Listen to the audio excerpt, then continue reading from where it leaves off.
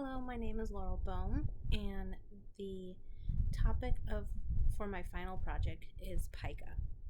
Pica is defined as an eating disorder slash behavioral disorder.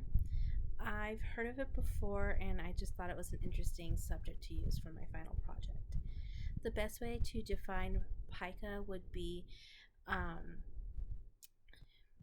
the craving to want to eat something that is non food.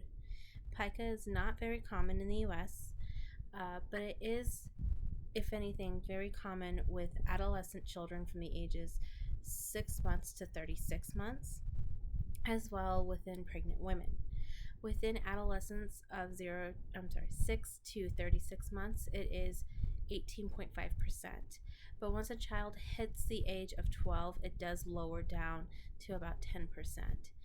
It is noted that pica can be diagnosed as early as 24 months, as well as a child is known for growing out of it. Pregnant women are also known for having cravings for pica. They range from 27.8 to 68% of women experiencing some sort of pica within their pregnancy. Some people say that they crave, or some women say they crave things like clay or grass. Some doctors think that it may mean that they are lacking certain minerals within their pregnancy. Other certain things can coincide with pica, like certain other mental disorders like schizophrenia or autism or even OCD. Some cravings that people may have would be clay or dirt, hair, paint, uh, or even rocks.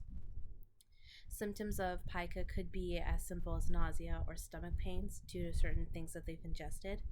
It could also include constipation, diarrhea, blood and stool. The blood and stool could be also a signs of stomach ulcers, uh, lead poisoning, and even behavioral problems or educational problems. How people tend to get diagnosed or detected is being associated once again with an eating disorder. Many people with pica have experienced things like anemia or fatigue.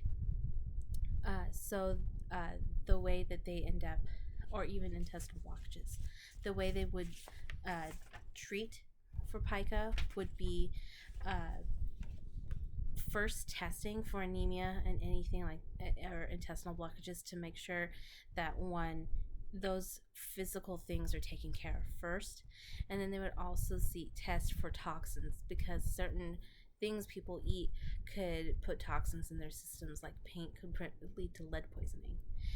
A lot of people, including myself, believe that pica is a nature would be considered nature in the sense that it's something developed over time within one's self. People tend to grow out of pica. Once again, the higher it tends to be with children from ages 6 to 36 months, and also prevalent within women who are pregnant. So most of the time, once a woman gives birth to a child, the pica tends to decrease and then disappear, and children grow out of it. It is also labeled as a behavioral disorder, so the way that one would treat pica would do therapy and behavioral health and behavioral studies to understand fully why they have these cravings and why they use it as somewhat of a coping mechanism. Um, the success rate with it is truly based on each patient. It really depends on why and when they are doing pica. Um, Once again, when a woman gives birth to their child, it disappears or the child grows out of it. But if a person is doing it throughout their whole adult life or associated with certain things like schizophrenia or autism, there are other methods that they have to do. So it really depends on each patient on how they cope with the diagnosis. What I've taken from this class is that every person is different and everyone's mind functions in different ways. There are factors within themselves, within the way their environment affects how they process and how they cope with certain experiences, and how that does relate into someone's life. I think that it definitely taught me that you have to be more patient with some people because they may be experiencing lifelong disorders or just got diagnosed with a disorder and still learning how to cope with it themselves. This class has been very interesting and getting to know how the mind, body, and other factors work and how it could affect someone's personality. It's been a very interesting one, and I'll probably, if I have the opportunity, take a higher psychology class to learn more.